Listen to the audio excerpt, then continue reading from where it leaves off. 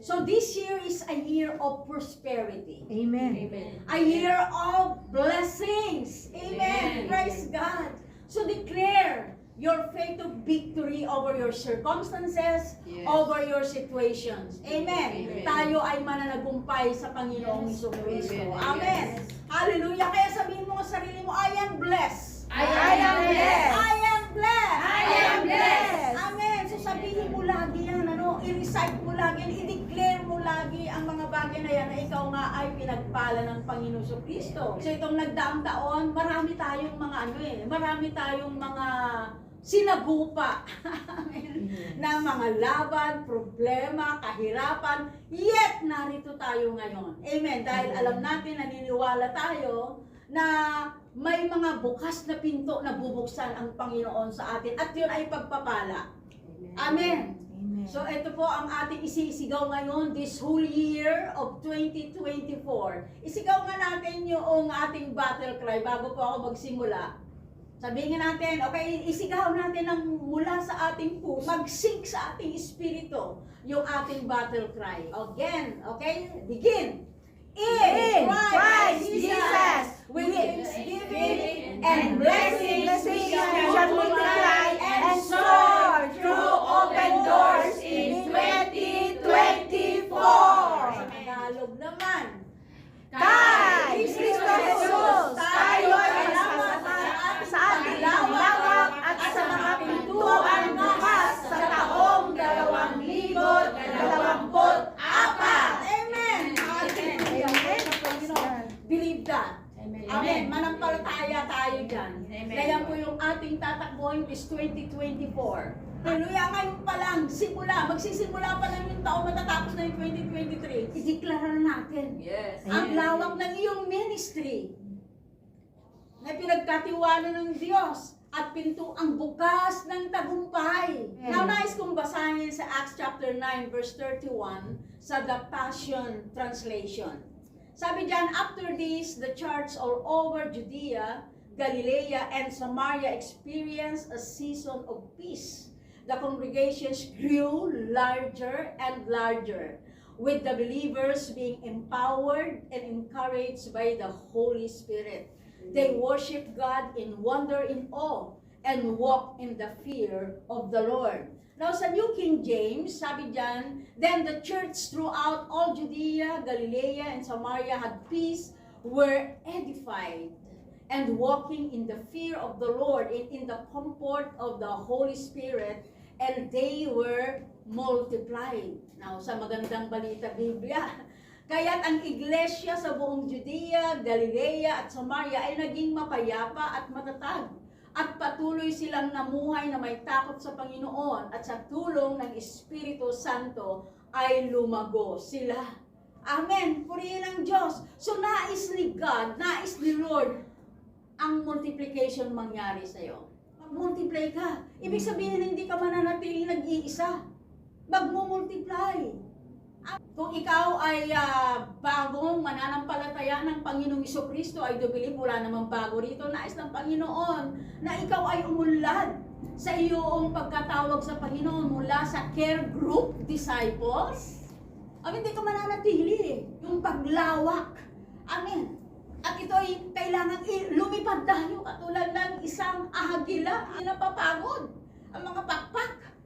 Amen. Praise God. Hallelujah. Nais ni Jesus mag-multiply ka. Pag ikaw ay care group disciple, naisin mo na ikaw ay maging care group leader. Of course, kailangan dyan humayo, di ba? Kailangan dyan mag-imbita. At mula sa pagiging care group leader, hindi ka titigil dyan. Kaya nga multiplication ay sinisigaw natin this 2024. Hangarin mo na ikaw ay maging vine servant leader. Mayroon ka nang hinahawakan. Amen, ng mga tao under you. Amen. Amen. Ilang bahagi ba ang Hong Kong? Napakalaki Meron tayong tinatawag na new territories. Meron tayong Kowloon side, Hong Kong side. Meron tayong tatlong bahagi yan. Parang Luzon, Visayas, Mindanao. Diba? Hangarin mo. Mula sa pagiging vine servant leader, hangarin mo na ikaw ay maging outreach leader. Hello? Amen. Amen. Hangarin mo yun. So mayroong dalawang bagay dito upang ang multiplication ay mangyari, yung pagdami. Hello, Saturday group. Ito ang nais ng Panginoon. Batay doon sa ating binasa sa chapter 9, verse 31. Number 1, yung unang hakbang, mayroong fear of the Lord. Ano ba itong fear na to? Hindi ito yung nanginginig ka, no? Kundi ito ay paggalang. Pag sinabi nating fear of the Lord, ito ay paggalang sa Diyos. Amen. Amen. Praise God. So Proverbs chapter 1 verse 7 says, the fear of the Lord is the beginning of knowledge. Amen. Amen. Sino ang Amen. gusto na magkaroon ng dunong, ng karunungan? Amen. Amen. Tayo ay dapat na tayo po ay magkaroon ng pagkatakot kay Yahweh. Amen. Siya naman ang pinagmumulan lahat ng karunungan. Yes. Amen. Gusto mong dumunong? Tayo po ay sumunod sa ninanasa ng Panginoon. Ang multiplication sa ating buhay, sa ating mga ministry. At gayon din sa Psalms 111 verse 10, the fear of the Lord is the beginning of wisdom. Amen. Amen. Amen. Beginning of knowledge, beginning of wisdom. Kasi siya naman ang mayroon nito, sa kanya lahat ng gagaling. Yes. Ang knowledge and wisdom. Kung hindi mo alam kung ano yung mga next step na gagawin mo, this 2024, amen, ask the Lord. Amen. Amen, at ipagkakaloob niya yun sa iyo. Amen. Amen. Walking in the fear of the Lord. Obedient tayo doon sa nais na mangyari ng Panginoon. Ang ninanasa ng Panginoon sa iyo, this 2024, for you to multiply. Amen. Amen. Amen. Amen. Hindi tayo dapat magkasya na tayo lang. Dapat tayo po ay magparami tayo. Nakatulad mo, nakasingsigla mo na naglilingkod sa Panginoon, na sumasamba sa Panginoon. Now Proverbs 14:26 says, in the fear of the Lord there is strong confidence, and his children will have a place of refuge. The fear of the Lord is a fountain of life to avoid the snares of death. Amen. Praise God. So kung tayo po ay mayroon po tayo reverential feel sa Panginoon, amen, yung knowledge, yung wisdom, ipagkakaloob ng Panginoon sa atin sa magitan ng ating pagsunod. At dyan sa sinabi natin, hindi lang yan ibibigay niya, bibigyan kanya ng kapayapaan at katatagan. Amen. Sa anumang bagyo yung darating, hindi natin alam kung anong mangyayari this 2024. Amen. Amen. Yet, meron tayong katatagan. We have that strong confidence. Amen. Bilang anak ng Diyos. Amen. Amen. Hallelujah. At magiging mapayapa. Amen. Ang iyong buhay this 2024. Claim it. Amen. Sabihin natin at mangyayari yan. Remember, our words are seed, like seed. Amen. Amen. Na ito ay tutubo, makapangyayari. Yes. Very powerful yung mga pinakakawalan natin. Amen. At salamat sa Panginoon for strong confidence, a place of refuge this 2024. At ano pa sinabi dyan? Siya po yung nagbibigay ng tunay na kahulugan ng buhay. Amen. Praise God, kung ang buhay mo wala nang meaning, wala nang kakulay-kulay. But because of your fear to the Lord, your reverential feel sa Panginoon, ay ikaw ay bibigyan niya ng buhay. Amen. Tunay na buhay, mapayapa. Amen. Kasi sabi sa Proverbs 16:7, when a man's ways please the Lord, he makes even his enemies to be at peace with him. Hallelujah. O sino ang may kaaway sa inyo at umaaway sa inyo? Now, sabi diyan, when we have the fear of the Lord, sabi niya, pag nabigyan natin ng kaluguran ng Panginoon sa ating buhay, sa ating ginagawa, ano sabi niya? Aba, sabi niya, pati kaaway niya ay, makikipagkapayapaan sa'yo. Maaayos. Amen. Yung mga hidwaan. Yung po yung sinabi dyan. Basahin nyo, ganda-ganda. Amen. Proverbs 16:17, when a man's please the Lord, he makes even his enemies to be at peace with him. Amen. Amen. Praise the Lord. Lalo na yung mga nambabato sa'yo ng mga kung ano ng mga salita. Amen, hayaan mo lang. Bahala si Lord. Amen. Yes. Hallelujah. Acts 2:47, praising God and having favor with all the people. And the Lord added to the church daily those who were being saved. Amen. Hayaan mo lang kung may tumikilig sa'yo. Basta ang mahalaga ay takbuhin natin this 2024, yung multiplication. Amen, na tayo ay lumago. Amen. Sa ating pamumuhay, sa ating buhay, sa ating pamilya, sa ministeryo mo. Amen. Hallelujah. Purihin ang Panginoon. At pag ganun po ang ginagawa natin, alam po yung mangyayari. Yan po sinabi niya. The Lord added to the church daily those who were being saved. Kasi tinawag tayo ng Panginoon.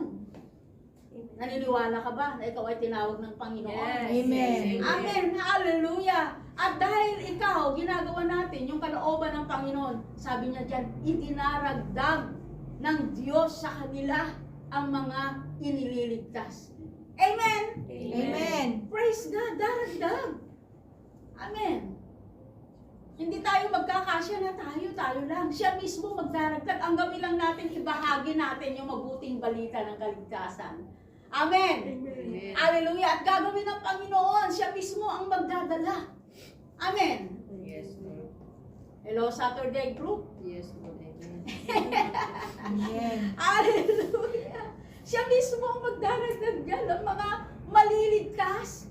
Amen. Acts chapter 16, verse 5. So the churches were strengthened in the faith and increased in numbers daily. Daily. Hindi ito monthly. Daily eh. Yung sinasabi dyan. Amen. At dahil ikaw nangangalaga ka ng mga disipulo, ng mga binabahaginan mo, amen. Ang sabi dyan dito, ang Diyos mismo ang magdadagdag, palalaguin ka, palalakasin ka ng Panginoon. Amen. Amen. Amen. Palalakasin ka sa iyong pananalig. Yes. At, sabi nga dyan, pararamihin. Amen. Ang mga bilang ng mga alagad. Wow! Amen. Araw-araw. Amen. So, kailangan lang natin, sumunod po tayo. Amen. Sa linanasan ng Panginoon. This year, sinisigaw natin, 2024 is year of multiplication. Amen. And blessing, syempre. Yes. Amen. Amen. Amen. Hallelujah.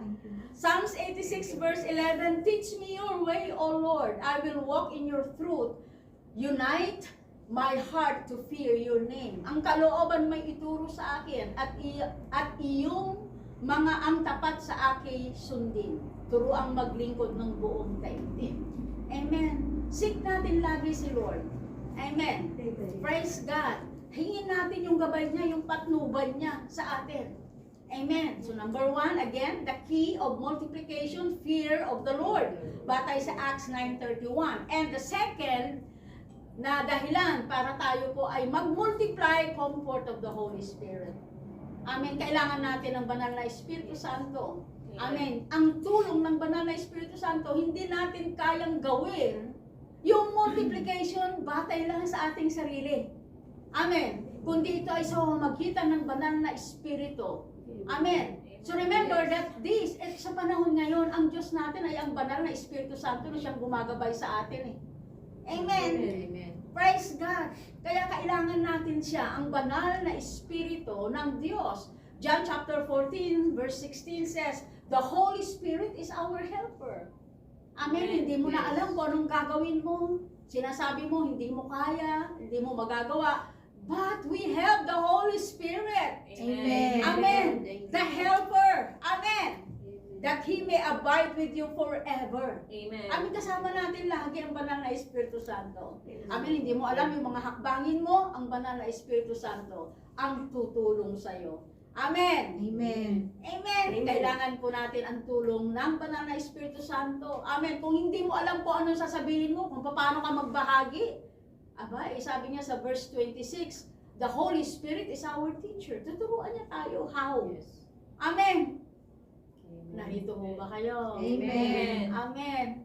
Tuturuan niya tayo kung ano yung sasabihin natin. Amen. Para dun sa babahagian natin. Amen. Yes. Praise Amen. God. Hallelujah. Romans chapter 14 verse 17 says, for the kingdom of God is not food and drink, but righteousness and peace and joy in the Holy Spirit. Yes. Hallelujah. Purihin ng Diyos.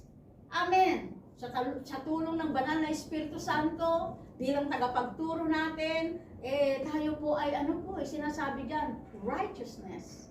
Amin, talagang gagalisayan talaga tayo ng banal na Espiritu Santo. Amen.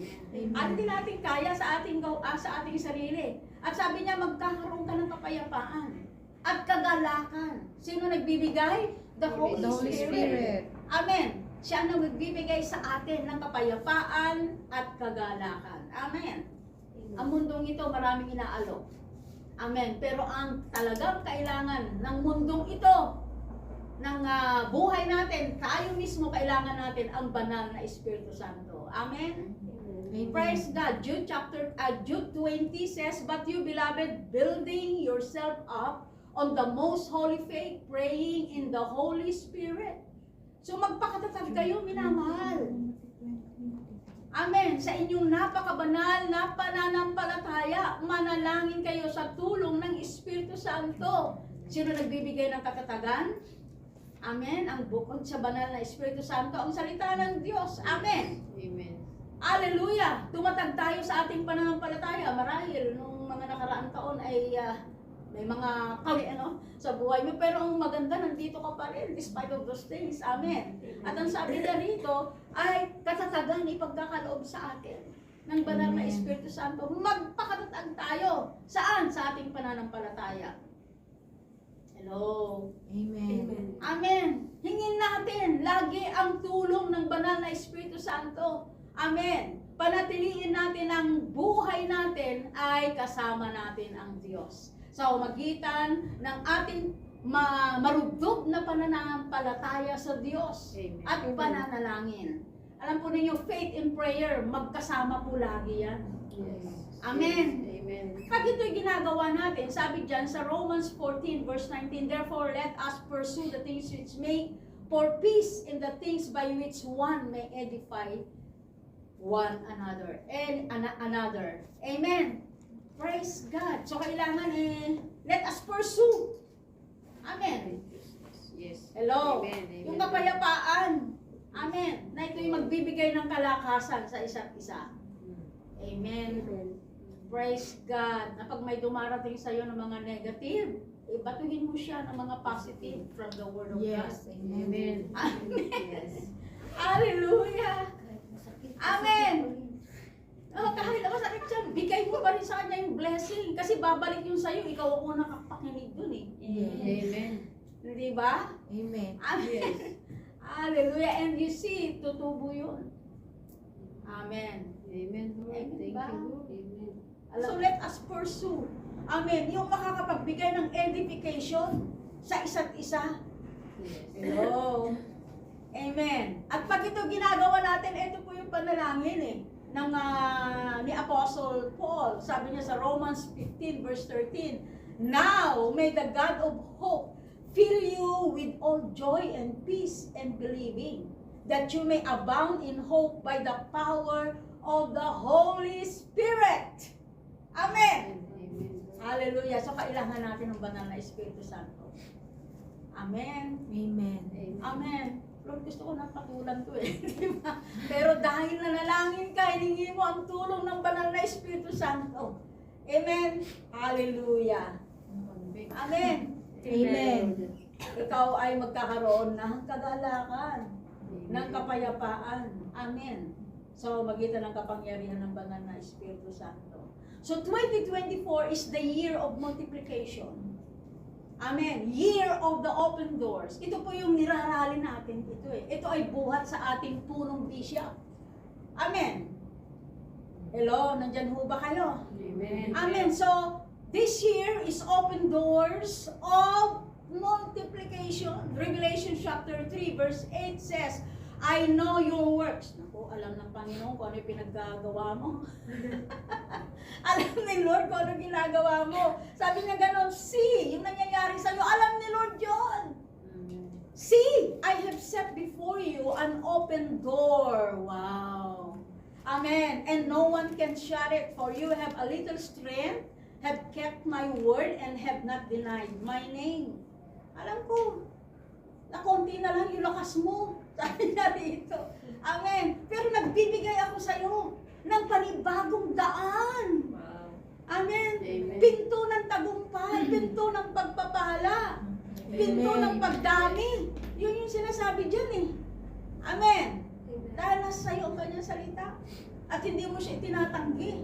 Amen. Amen.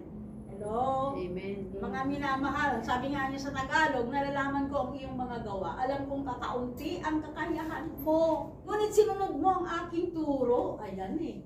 Amen. At naging tapat ka sa akin. Kaya't binuksan ko ang isang pinto sa harapan mo na walang sino ang makakapagsara. Amen, Lord. Amen. Amen! Walang makakahadlang sa pagpapala ng Diyos sa iyo this 2024. Amen. Amen. Dahil nagbukas na siya ng pinto, sabi niya, walang makakapagsara niyan. Amen. Amen. Amen. Who? Amen. Glory to God. Yes. Praise the Lord. Glory. Amen. Amen. Hallelujah. Puri ng Panginoon. So 2024 is the year of multiplication. Year of the open door. Amen. And I do believe nung binigay itong battle cry natin sa punong bishop natin, na si Bishop Vicky, naniniwala na ako na ito ay magkakaroon ng katuparan. Amen. Amen. Amen. Kasi sabi sa 2 Chronicles chapter 20, believe in the Lord your God and you shall be established. Believe in His prophets and you shall prosper. Amen. Amen. Hallelujah. Kaya ito yung takbuhin natin this 2024. Yung minalasa ng Panginoon. Amen. Yes. Na multiplication. Amen. Blessings. Amen. Amen. Hallelujah. Sinabi pa nga ng ating punong bishop that mouth is like a door. Yes. Our mouth is like a door. Yes. Amen. Yung lumalabas sa ating bibig. Amen. Amen. Year of open door. Year of open mouth. Na sa Hebrew ay pay. P-E-Y or F-E-Y. Amen. The word pay in Hebrew, ang ibig sabihin niyan ay mouth. Word. Amen. Expression. Yung nilalabas natin, sinasabi natin, yung pananalita natin. Yan po yung ibig sabihin. Amen. Kaya bantayan ang bibig. Yes. Amen, Lord. Amen. Huwag magsalita ng mga negatibo. Yes. Amen. Amen. Hello. Puro positibo. Yes. Ang dapat nating sabihin, lumabas dyan. James chapter 1 verse 19 says, therefore my beloved brethren, let every man be swift to hear. Sabi niya dyan, slow to speak, slow to wrath. Matuto kayong makinig, dahan-dahan sa pagsasalita. Kung naiisip mo negative, naku, huwag ka na magsalita. Amen? Amen. Hello? Yes, Lord. Yes. Amen. So kailangan ang lumabas sa ating bibig, puro pagpapala. Yes. Amen. Amen. Yes. Puro mabubuti. Amen. Amen. Ang lumalabas sa atin nakakapagbigay ng encouragement. Amen. Sa mga nakikinig. Ephesians chapter 4 verse 29 says, sabi dyan, let no corrupt communication proceed out of your mouth, but what is good for necessary edification, that it may impart grace to the hearer. Amen. So sabi dyan sa Tagalog, huwag gumamit ng masamang pananalita. Amen. Amen. Amen. Lalo na sa mga employee niya. Amen. Pag lahat na lang tinuturo, di ba? Lahat na lang pinagagawa, di ba? Hello? At gusto mo nang mainis. Sabi niya, huwag. Sabi nga, huwag. Huwag gumamit ng masasamang pananalita. Sabi niya, sikapin lagi na ang pangungusap niyo'y yaong makabubuti at angkop sa pagkakataon upang pakinabangan ng naririnig. Amen. Amen. Amen. Hallelujah. Puri ng Panginoon. Kaya huwag kang magsasalita na, malas naman buhay. Eh talagang mamalasin ka. Amen. Kasi sinabi mo eh. Dapat sabihin mo palang swerte naman. Sinabi mo. Huwag swerte. Huwag swerte. May katapat yung Pagpapala. malas. Ayun. Kaya sabihin mo, I am Dapat blessed. blessed. Blessing. Ang pinagpala. Blessing. Amen. Pinagpala. Hallelujah.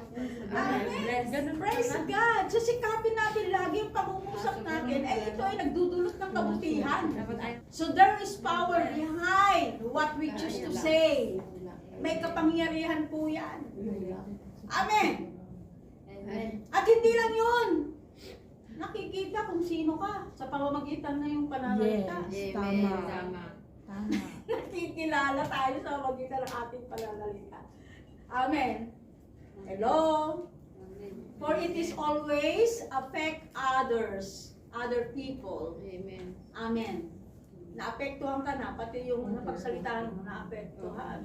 Kaya sa bandang huli, nagsisi ka na, ba't ko ba nasabi yun? Psalm 80. Kaya kailangan magdahan-dahan, sabi sa salita ng Panginoon. Proverbs 18:21 says, death and life are in Yes. the Yes. power Yeah. of the tongue, and those who love it will eat its fruit. Yes. Yes. Eh kung yung lumalabas sa bibig mo, kamalasan, kalugihan, kahirapan, puro yun na lang nire-recite mo, lagi-lagi, death yun. Amen. Buhay at kamatayan ay sa dila nakasalalay. Yes. Makikinabang ang bunga nito. Sino nagsasabi? Makikinabang ka doon sa sinasabi mo. Ay, kasi sinabi. Yeah. What, Yun po yung sabi niya. what we confess will manifest. Amen. Kasi yun ang sinasabi mo eh. Amen. Amen. Our words matter, my beloved sisters. Yes. Brethren in Christ. Amen. Dahil ito pong mga salita natin, lagi pong may epekto yan. Mabuti man o masama. Amen. At yung Yes. bawat pinakakawalan nating mga salita, nakaka-apekto yan. Saan? Sa nakikinig at doon sa nagsasalita. Amen. Yes. What you sow, sabi nga sa Greek, what you sow is what That's you what reap. you reap. Amen. Amen. Amen. Amen. Amen. And Proverbs 12:14 says, a man will be satisfied with good by the fruit of his mouth. Kakamtan ng tao ay batay sa kanyang sinasabi, sa kanyang sinasalita, maging sa kanyang gawa. Amen. So remember that words are very powerful. Yes. Amen. Amen. Hello, kaya ko sinasabi mo, ang hirap ng buhay ko. Hindi ako makakapagbigay Hindi. sa kingdom ni Lord. Pwede bang yan na lang? Amen. Hello? Ganyan ho ba kayo? Amen. May tao ba pa? Amen. Amen. Amen. Hello, yan po yung poverty mentality. Mahirap ako. Kulang kapos. Hindi ko kaya. Hindi ko magagawa. Huwag kayo magsalita ng mga ganon. Ano again? Sabi niya ganon, life and death is in the power of the tongue. Amen. Amen. Hello? Kundi kailangan ay yung mentalidad natin talaga baguhin natin eh. Amen. Hello? Abundant mentality dapat meron tayo. Amen. Hello? Amen. Amen. Ito po yung mga natutunan ko sa ating punong bishop eh. Amen. Amen. Nasasabihin mo, the Lord is with me. Amen. Hello? Amen. I am blessed. Yes. Amen. Amen. Nakasama mo ang Diyos. Ikaw ay pinagpala. Amen. Amen. Hello? Hello? Amen. Amen. Kaya kung nagbigay tayo, binibigay natin yung tithes. Tsaka yung offering, yung pledges, binibigay natin. Kaisipang kahirapan, yung sinasabi mo, ay hindi ko magagawa, hindi ko kaya. Ang tahimik nyo, no? Amen.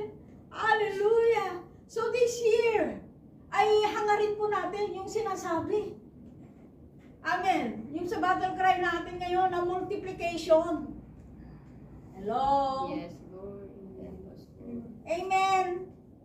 Alam po nyo, pag ito po yung ginagawa natin, nagsasalita tayo ng mga mabuting mga bagay, alam po ninyo nangyayari.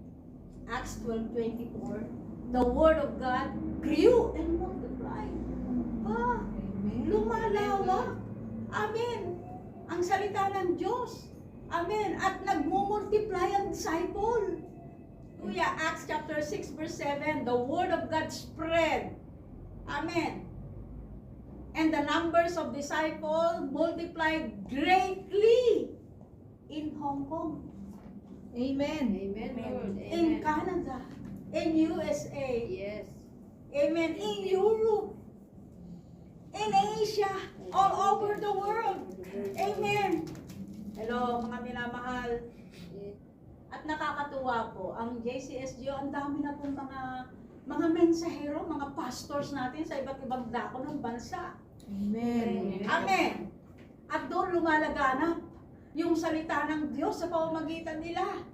At dahil yung commitment nila, amen, sa paglilingkod sa Panginoon, at pagpapahayag nila ng salita, ng walang takot, amen, walang mga pangamba, amen, may lakas ng loob, ang disipulo po ay padami ng padami ng padami.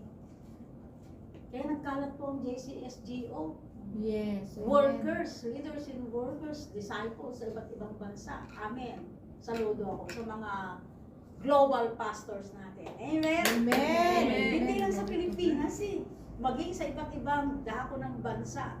Amen. Acts chapter 16 verse 5 says, "So the churches were strengthened in faith, increased in number daily." Amen. So ito po yung gawain natin mga leader. Amen. Hello, mapalakas ang mga disipulo. Amen. Ang mga mananampalataya sa kanilang pananalig. Pag ito ang nagawa natin, naturuan natin sila, alam niyo, kumpleto tayo ng materials Lakbay, power field, kumpleto na yan. Ang blessing of discipleship. Nandito ho ba kayo? Leadership, kumpleto po tayo ng materials. At pag sila ay napalakas natin sa pananalig, ano po mangyayari? Ano ang resulta niyan? Amen. Multiplication. Amen. Hello. So, ayon kay Google, ito po ginoogle ko yung pong Hebrew word na dalet is for. Dalet. D-A-L-E-T. Dalet. Na ang ibig sabihin niyan ay for. Means an open door. Mouth or spoken word, yung lumalabas sa ating bibig, is like a door. A doorway of blessing. Amen. The door is open. It's a promise of new beginning. Amen. And this is your year of prosperity and success. Amen. Ito yung binuksan ng Panginoon sa bawat isa sa atin. Amen. Hello. Remember, year of open mouth. Yeah. Amen. Year of open doors for us all. Amen. Hallelujah. So let us shout and declare our battle cry this 2024. Let's all stand up. Amen. At ideklara natin na at isigaw natin ang ating battle cry. Sabay-sabay. Amen. In Christ Jesus, with thanksgiving and blessings, we shall multiply and soar through open doors in 2024. Kay Kristo Jesus, tayo naman pasalamat sa ating paglawat sa mga pintuang bukas sa taong 2024. Hallelujah! Purihin ng Panginoon. So ipapanalangin ko po kayo. Salamat o Diyos sa buhay, Panginoon, ng aking mga kapatiran, Panginoon, sa Saturday group, Lord. Pagpalain mo nga, O Diyos, mangyari nga po yung inanasa mo, Panginoon, na multiplication, Panginoon. Blessing be upon them, O God. Salamat, Lord, sa katatagan ng pananalig na kanilang hahanapin this 2024, Lord, na sila nga po ay sasamahan, tutulungan ng banal na Espiritu Santo, O Diyos, sa pamamagitan, O Diyos, ng iyong biyaya, ng iyong pag-ibig, O God. Salamat po sa pangalan ni Jesus.